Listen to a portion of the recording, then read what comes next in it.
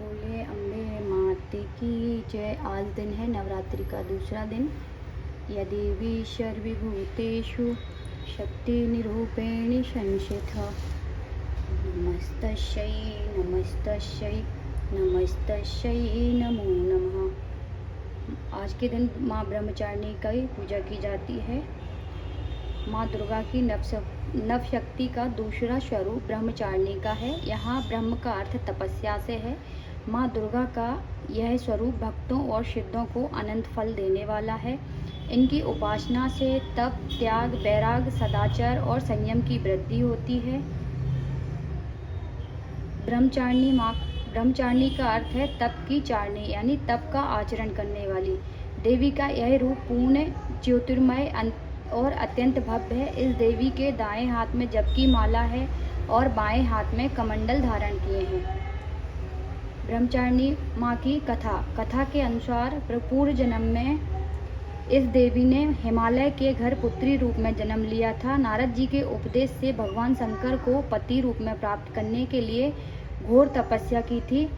इस कठिन तपस्या के कारण इन्हें तपचारिणी अर्थात ब्रह्मचारिणी नाम से अभिहित किया गया। 1000 वर्ष तक इन्होंने केवल फल फूल खाकर बिताए और 100 वर्षों तक केवल जमीन पर रहकर शाक पर निर्भर किया। कुछ दिनों तक कठिन उपवास रखे और खुले आकाश के नीचे वर्षा और धूप के घोर कष्ट सहे। 3000 वर्षों तक टूटे हुए बिल्व पत्र खाए और भगवान शिव की आराधना करती रहीं। इसके बाद तो उन्होंने सूखे बेल पत्र खाना भी छोड़ दिए। कई हजार वर्षों तक निर्जल और निराहार रहकर तपस्या करती रहीं।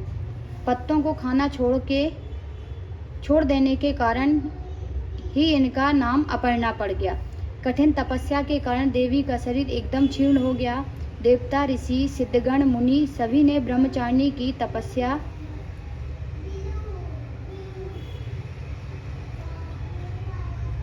को अभूतपूर्व पुण्यकृत बताया, सराहना की और कहा, हे देवी, आज तक किसी ने इस तरह के कठोर तपस्या नहीं की है।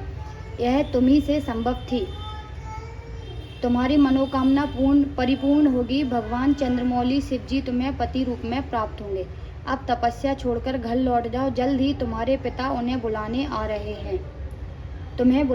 हैं। इस देवी की कथा का सार यह है कि जीवन के कठिन संघर्षों में भी मन विचलित नहीं होना चाहिए। माँ ब्रह्मचारिणी देवी की कृपा से सर्व सिद्धि प्राप्त होती है। दुर्गा पूजा के दूसरे दिन देवी के इस स्वरूप की उपासना की जाती है।